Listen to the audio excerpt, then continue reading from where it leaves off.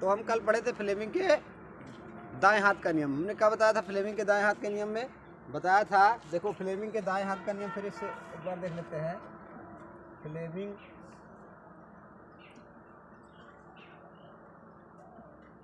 के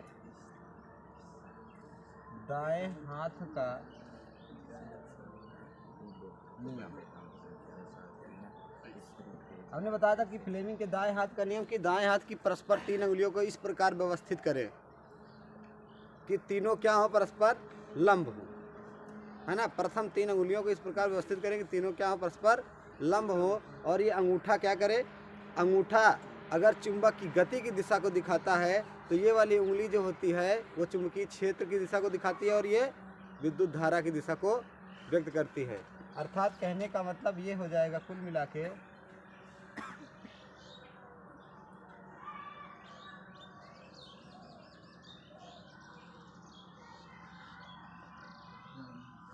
ये हो गई परस्पर तीनों लंबवत, ये इस पर ये इस पर। तो ये हो गया अंगूठा,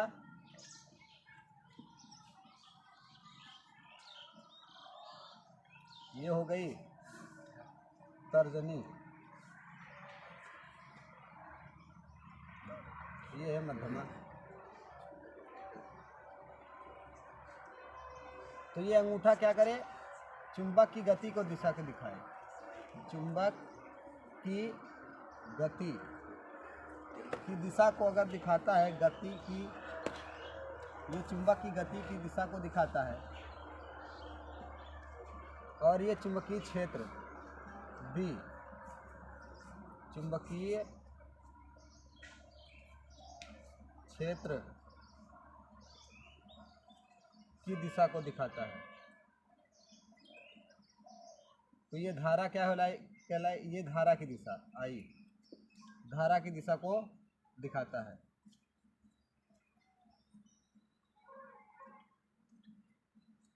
यही फ्लेमिंग के दाएं हाथ का नियम है। इससे क्या निकाला जाता है, दिशा निकाली जाती है। तो ये हो गया फ्लेमिंग के दाएं हाथ का नियम। फ्लेमिंग के दाएं हाथ के नियम के बाद हम देख लेते हैं प्रेरण, है ना।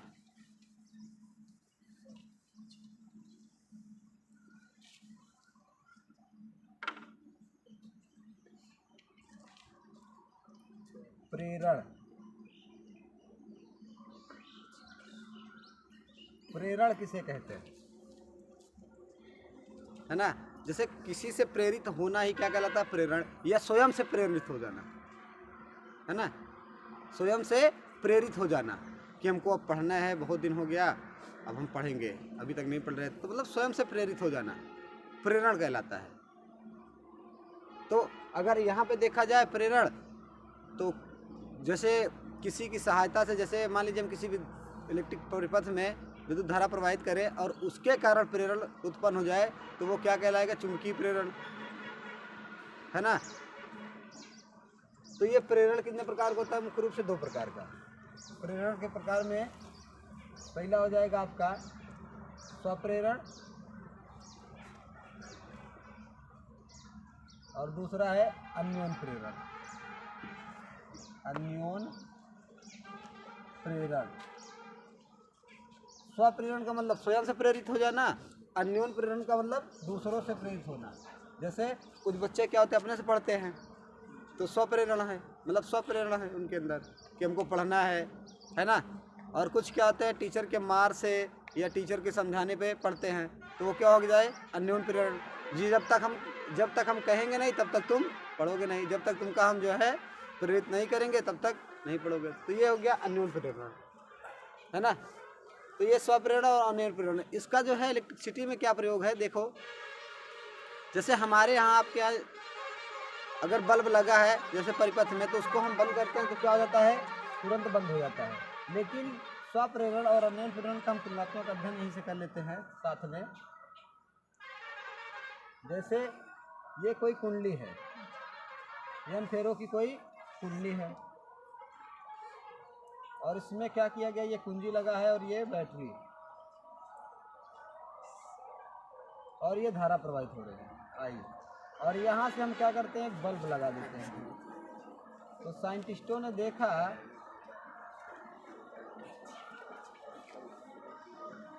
साइंटिस्टों ने देखा कि जब हम इसमें विद्युत धारा प्रवाहित करते हैं तो क्या होता है, ये अपने चारों ओर अपने इधर और इधर क्या करता है, ये चुंबकीय क्षेत्र का निर्माण कर लेता है, प्रेरित हो जाता है।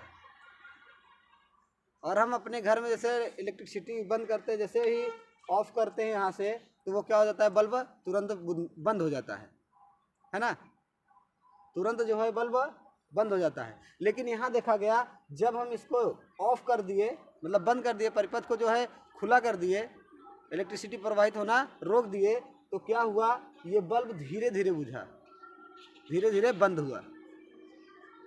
किसके कारण? स्वप्रेरण के कारण।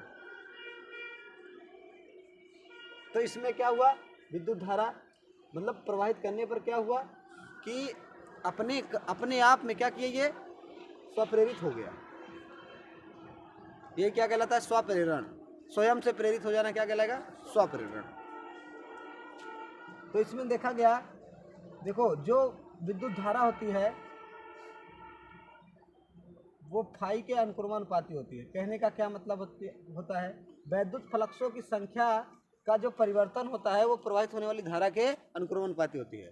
कहने का मतलब जितना अधिक मात्रा में फ्लक्सों की संख्या का परिवर्तन कराएंगे उतने अधिक धारा प्रवाहित होगी। अर्थात कहने का मतलब जितना धारा अधिक प्रवाहित करेंगे उतना फ्लक्सों में परिवर्तन होता है, मतलब फाई प्रोपोर्शनल टू आई। और स्वप्रेरकत्व गुणांक होता है यहाँ से एक, ये जो प्रोपोर्शनल टू हटाने के लिए एक नियतांक लगाते हैं -Li, और ये L जो है स्वप्रेरकत्व गुणांक है। L स्वप्रेरकत्व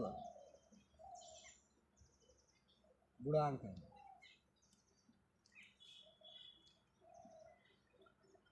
L स्वप्रेरकत्व गुणांक है। तो यहाँ से L बराबर हो जाएगा φ/I। आप माइनस को हटा भी सकते हो, तो ये हो जाएगा L बराबर φ/I। तो स्वप्रेरकत्व का मात्रक यहाँ से देख लेते हैं। मात्रक, स्वप्रेरकत्व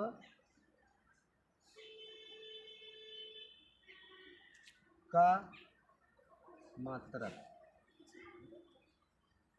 मात्रक हो जाएगा वेबर प्रति एम्पियर। क्या हो जाएगा? वेबर प्रति एम्पियर। वेबर प्रति एम्पियर हो गया, या हेनरी होता है।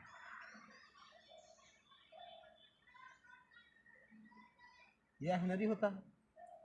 अगर इसको हम अवकलन के फॉर्म में देखें, किसके फॉर्म में? अवकलन के फॉर्म में।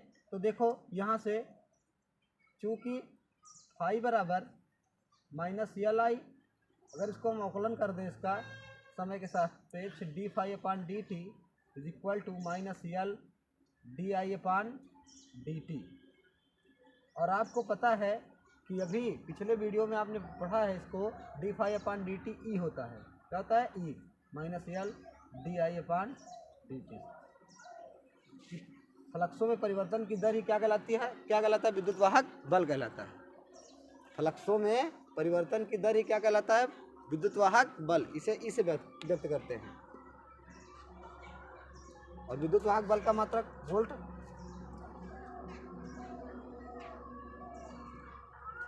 तो यहाँ से हमने आपको क्या बताया भैया कि स्वप्रेरकत्व का मात्रक जो होता है वेबर प्रति एम्पियर। यहाँ से वेबर प्रति एम्पियर हो गया, और इसका यह मात्रक क्या होता है कि हेनरी होता है।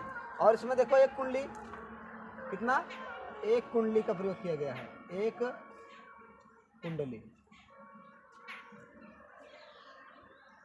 होती है,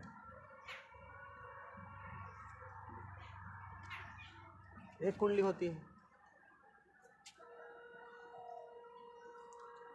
तो कहने का मतलब जब हम किसी कुंडली में विद्युत धारा प्रवाहित करते हैं तो वह अपने चारों ओर क्या करती है? एक चुंबकीय क्षेत्र का निर्माण कर लेती है, जिससे वह स्वप्रेरित हो जाती है। इसी को क्या कहते हैं? स्वप्रेरण। क्या कहते हैं? स्वप्रेरण। स्वप्रेरण गुणांक किसे कहते हैं? स्वप्रेरण गुणांक L को कहते हैं। मतलब स्वप्रेरण गुणांक जो होता है इसमें L से व्यक्त किया जाता है। स्वप्रेरण गुणांक का मात्रक क्या होता है? वेबर प्रति एम्पियर। यदि हम I बराबर 1 एम्पियर कर दें तो फ्लक्सों में मतलब यहाँ से L बराबर φ/I। अगर एक हेनरी की परिभाषा हमको देना है तो यहाँ से हम परिभाषित कर सकते हैं। तो ये तो हमारा एक कुंडली के लिए ये हो गया स्वप्रेरण का, तो का मात्रक और हेनरी मतलब इसका स्वप्रेरण का। अब हम देख लेते हैं अन्योन प्रेरण। ये सेल्फ इंडक्शन, ये म्यूचुअल इंडक्शन, मतलब अन्योन प्रेरण है ना, एक म्यूचुअल फंड भी होता है। तो ये होता है अन्योन प्रेरण। इसमें क्या होता है, इसमें दो कुंडली होती है।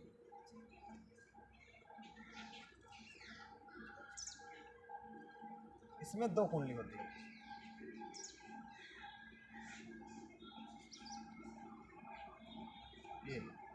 ये रियास्टेड धारा नियंत्रक RH, इसको रियास्टेड कहते हैं, धारा नियंत्रक। यहाँ पे हम एक कुंजी लगा देते हैं और एक बैटरी, ये, और ये कुंडली बहुत पास होती है इसके, और इस वाली कुंडली में हम क्या करते हैं, एक गैल्वेनोमीटर लगा देते हैं, मतलब धारा मापी, और ये परिपथ को जोड़ देते हैं। जब हम क्या करते हैं, इस बैटरी के माध्यम से इसमें धारा प्रवाहित करते हैं, तो देखते हैं कि ये क्या करता है, अपने जो है प्रेरण उत्पन्न कर लेगा, है ना, मतलब चुंबकीय क्षेत्र का निर्माण कर लेगा, अन्योन प्रेरित हो जाए, मतलब स्वप्रेरित हो जाएगा, और इसके कारण ये प्रेरित हो जाता है। इसीलिए क्या कहलाता है, ये अन्योन प्रेरण, मतलब इसकी सहायता से ये प्रेरित हो रहा है, इसलिए इसको अन्योन प्रेरण कहते हैं, मतलब दूसरे के प्रेरणा से कि भैया पढ़ो, है ना, तो ये अन्योन प्रेरण है। जब हम रियास्टेट में, मतलब इसमें रियास्टेट को ऊपर नीचे, मतलब इलेक्ट्रिसिटी को कम ज़्यादा करते हैं, धारा नियंत्रक से धारा को कम ज़्यादा करते हैं, तो गैल्वेनोमीटर में देखते हैं क्या हो रहा है, विक्षोभ हो रहा है। तो यही क्या कहलाता है, अन्योन प्रेरण, मतलब दूसरे की वजह से प्रेरित हो जाना, मतलब प्रथम कुंडली की सहायता से दूसरी कुंडली क्या हो जाना, प्रेरित हो जाना, क्या कहलाएगी, अन्योन प्रेरण। ये परिभाषा हो जाती है इसकी, अन्योन प्रेरण की। इसमें भी सेम टू सेम वही है, 5∝I, मतलब कहने का कि जितनी धारा अधिक प्रवाहित करेंगे फ्लक्सों में परिवर्तन उतना अधिक होगा, मतलब फ्लक्सों में परिवर्तन जितना अधिक करोगे विद्युत धारा उतना अधिक प्रवाहित होगी। और इसको प्रोपोर्शनल टू हटाने के लिए एक नियतांक का इस्तेमाल करते हैं यहाँ पे, -m, म्यूचुअल इंडक्शन, अन्योन प्रेरण, और यहाँ से m बराबर हो जाएगा π/I, और इसका भी मात्रक अन्योन प्रेरण का, अन्योन प्रेरण का मात्रक। देखो अन्योन प्रेरण का ये भी वेबर प्रति एम्पियर हो गया ना, तो वेबर प्रति एम्पियर,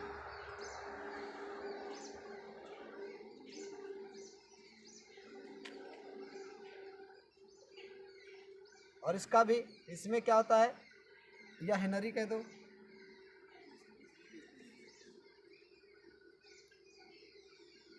और इसमें क्या होता है, इसमें दो कुंडली होती है।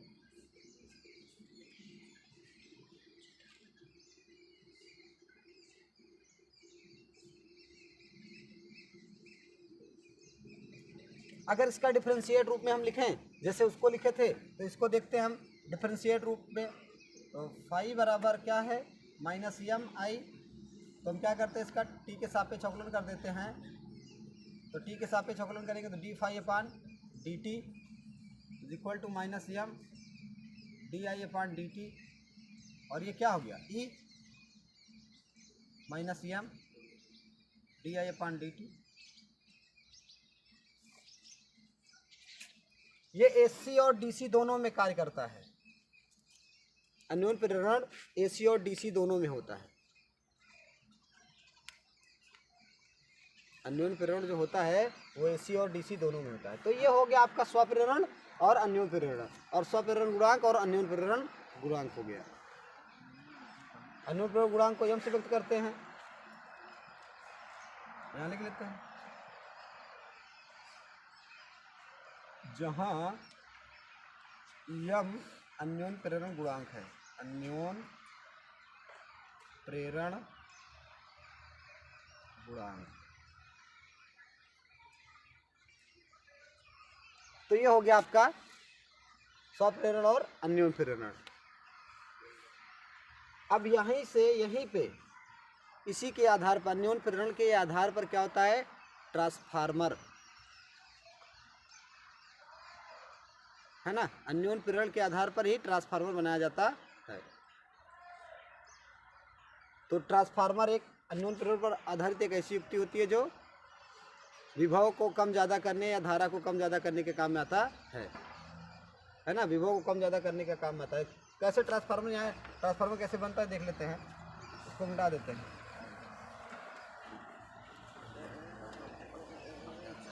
ट्रांसफार्मर देख लेते हैं, यही से थोड़ा सा, लेकिन ट्रांसफार्मर का हम विस्तृत रूप पढ़ेंगे। अन्योन प्रेरण, तो देखो यहाँ जो ये लगा है, यहीं पे हम क्या करते हैं, एसी करंट को लगा देते हैं। किसको लगा देते हैं, एसी करंट को। और एसी करंट को लगा देते हैं तो ये ऑटोमेटिक से अपने आप कम ज़्यादा होता रहता है ना। अपने आप कम ज़्यादा होने का क्या मतलब है कि ये जो कुंडली है, मतलब ये एसी करंट है, तो एसी करंट क्या होता है, खुद अप डाउन, है ना, खुद अप डाउन होता है। तो इसी कारण क्या होता है, ये ट्रांसफार्मर इसी में बनता है। ट्रांसफार्मर अन्योन प्रेरण पर आधारित एक ऐसी युक्ति होती है जो निम्न विभव को उच्च विभव और उच्च विभव को निम्न विभव के काम में आती है। अभी कभी आपने ट्रांसफार्मर को डीसी में नहीं देखा होगा, ट्रांसफार्मर डीसी में नहीं यूज होता। और यही कारण ट्रांसफार्मर में ऊर्जा हानि होती है ना। वो किस कारण होती है, भंवर धारा के कारण। भंवर धारा के कारण क्या होती है, ऊर्जा, ट्रांसफार्मर जो होता है उसमें ऊर्जा हानि होती है। तो अगर आपके पास इलेक्ट्रिकल सामान हैं, इलेक्ट्रिकल और इलेक्ट्रॉनिक सिस्टम अलग अलग होते हैं सामान, तो अगर आपके पास जैसे ट्रांसफार्मर किसी यंत्र में लगा है, किसी सिस्टम में लगा है, तो वहाँ देखो छिद्र रहते हैं, मतलब हवा पास होने के लिए, जिससे वो गर्म ना हो पाए और क्या हो, उसकी जो ऊष्मा है वो बाहर निकलती रहे। तो हम यहाँ से देखते हैं भंवर धारा,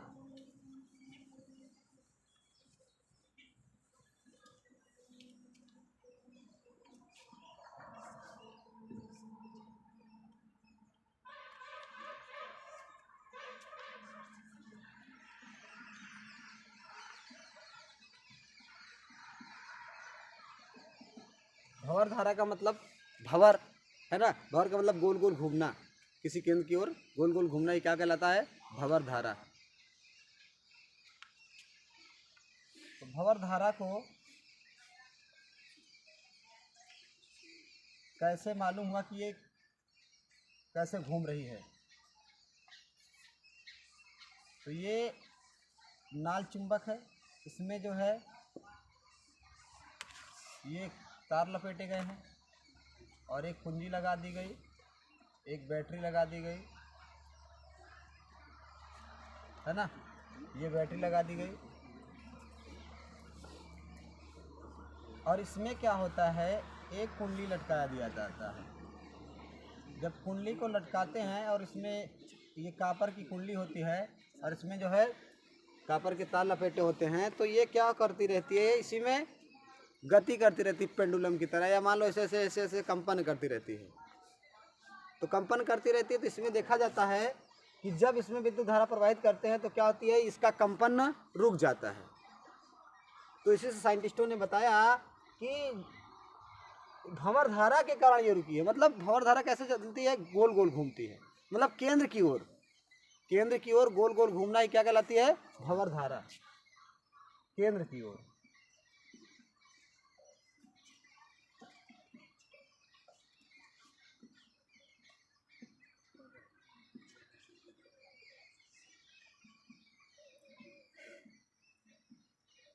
भंवर धारा कहलाती है, भंवर धारा कहलाती है, ये है। अब इसके कारण क्या होता है, ऊर्जा हानि होती है ना। ऊर्जा हानि भंवर धारा के कारण ही होती है, ऊर्जा हानि। तो ऊर्जा हानि में क्या लिखोगे, भंवर धारा के कारण क्या होता है, ऊर्जा हानि। और इस भंवर धारा को कम करने के मतलब ऊर्जा हानि को कम करने के लिए क्या किया जाता है, है ना। आप भंवर धारा को पूरा समाप्त नहीं, मतलब ऊर्जा हानि को पूरा समाप्त नहीं कर सकते, सिर्फ क्या कर सकते हो, कम कर सकते हो। ट्रांसफार्मर में क्या कर सकते हो आप, ऊर्जा हानि को कम कर सकते हो। कम करने के उपाय,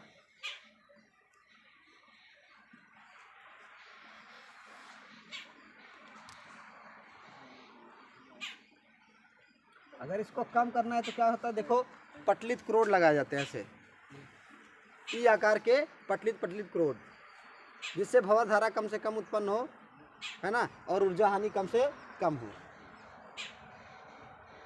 और भंवर धारा पढ़ने का क्या मतलब है, भंवर धारा के उपयोग क्या है, ये चीज़ हमको पढ़ना है। साइंटिस्टों ने भंवर धारा का उपयोग करना सीख लिया, फिर इसके बहुत से उपयोग हैं, मतलब ऐसी नहीं है। भंवर धारा के उपयोग देख लेते हैं।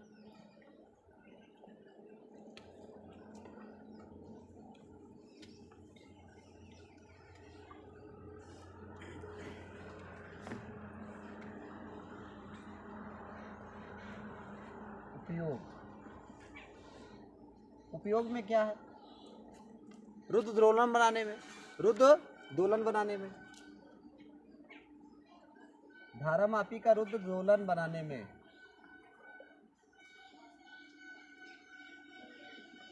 धारामापी का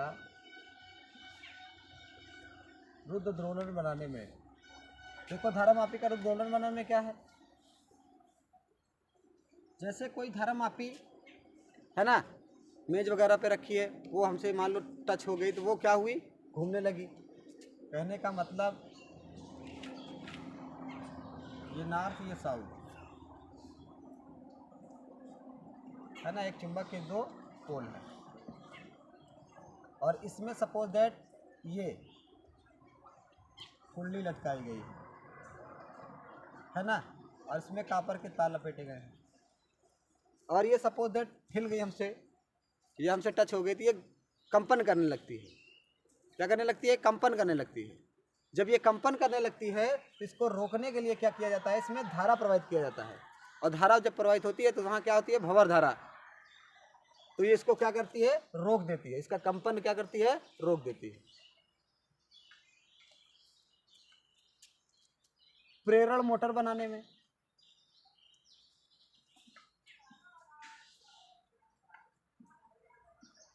ऐसी मोटरें जो भंवर धारा के कारण घूमती हैं क्या कहलाती है, प्रेरण मोटर, है ना। भंवर धारा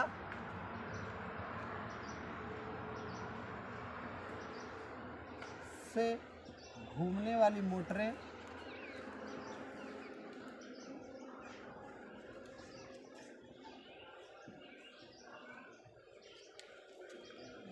प्रेरण मोटर कहलाती हैं।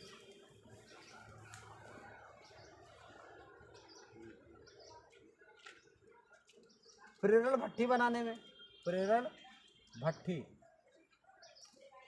अब ये कौन सा जादू है, प्रेरण भट्ठी, ये जादू नहीं, जो हीटर होता है, हीटर खाना बनाने वाले लाते हो ना, आजकल इलेक्ट्रिकल हीटर आ रहे हैं, तो उसमें भी धारा क्या होती है, गोल गोल घूमती है, जिससे हीटर गर्म होता है।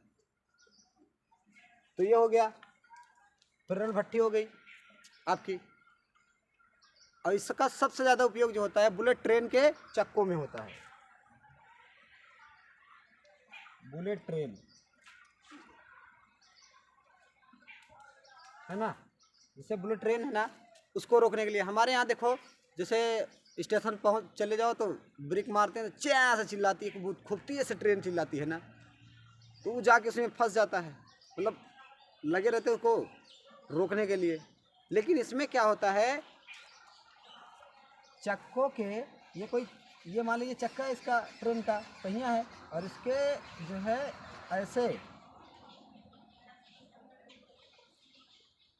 ऐसा सिस्टम होता है कि इसमें भंवर धारा उत्पन्न हो सके, क्या हो सके, भंवर धारा उत्पन्न हो सके चक्कों के बीच में।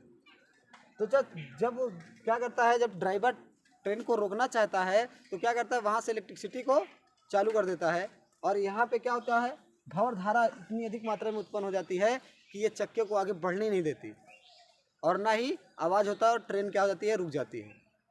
बहुत अधिक तीव्र से बुलेट ट्रेन चलती है। तो बुलेट ट्रेन के ब्रेक में, बुलेट ट्रेन के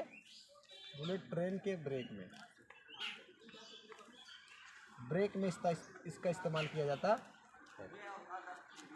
तो ये भंवर धारा का उपयोग है। मतलब भंवर धारा देखो साइंटिस्टों ने क्या किया, ये मतलब ऊर्जा हानि के रूप में थी लेकिन इसका यूज भी कर लिया।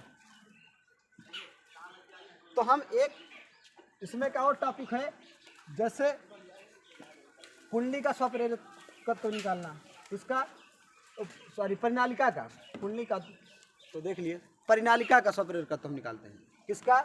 परिनालिका का। परिनालिका का प्रेरकत्व। तो परिनालिका का प्रेरकत्व यह, तो ये सपोज दैट कोई परिनालिका है यल लंबाई की, इसमें यन फेरे लपेटे गए हैं। यल लंबाई की क्या है? परिनालिका है। इसमें यन तार लपेटे गए हैं, यन फेरे के तार लपेटे गए, और इसको क्या किया जाता है? एक बैटरी इसमें जोड़ दी जाती है और धारा प्रोवाइड करते हैं। यन फेरो वाली ये कुंडली है। अब हमको जो है परिनालिका का प्रेरकत्व निकालना है ना। तो परिनालिका का प्रेरकत्व निकालने के लिए सबसे पहले हमने आपको इसमें बताया कि जो परिनालिका का चुंबकीय क्षेत्र होता है, वो चुंबकीय क्षेत्र की तीव्रता जो होती है वो μ0 × n I होता है। और माना इकाई लंबाई में फेरों की संख्या n है, तो n फेरों की संख्या कितनी हो जाएगी? कैपिटल N बराबर हो जाएगा NL। और अगर यहाँ से स्मॉल n का मान निकाले तो ये हो जाएगा कैपिटल N अपान स्मॉल n। क्योंकि तो यहाँ पे हम स्मॉल n का मान इसी में भर देते हैं, तो B बराबर हो जाएगा आपका μ0 × n अपान L, और ये हो जाएगा I। ये हो गया। और आप जानते हो कि फाई बराबर होता है BA। क्या होता है? फाई बराबर BA। तो फाई का मान, इसमें B का मान हम भर देते हैं μ0 × n अपान L × I, और ये हो गया A। अभी हमने आपको बताया कि स्वप्रेरण गुणांक में फाई बराबर होता है LI। फाई बराबर क्या होता है? LI। लेकिन फेरों की संख्या यहाँ पे n है, तो n है ना। तो फाई बराबर क्या हो गया? LI। अब हम क्या करते हैं, यहाँ से फाई का मान इसी में भर देते हैं, तो यल का मान निकाल लेते हैं। तो यल बराबर हो जाएगा n फाई अपान I। ये हो गया। तो हम देख लेते हैं, यल बराबर हो जाएगा आपका n अपान I, और फाई का मान इसी में भर देते हैं, μ0 × n अपान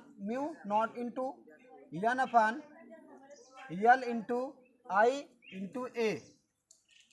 अब देखो I से I कट गया, तो L बराबर क्या हो गया? μ0 × L square × A upon L। और यहाँ से हम देख लेते हैं, ये हो गया स्वप्रेरकत्व का, किसी परिनालिका के लिए स्वप्रेरकत्व L। अब अगर यहाँ से हमको देखना है L की निर्भरता, कि L किन बातों पर निर्भर करता है, L की निर्भरता। तो L की निर्भरता अगर देखेंगे हम, तो देखते हैं, यहाँ पे देख लेते हैं, थोड़ा यहाँ देख लेते हैं L की निर्भरता।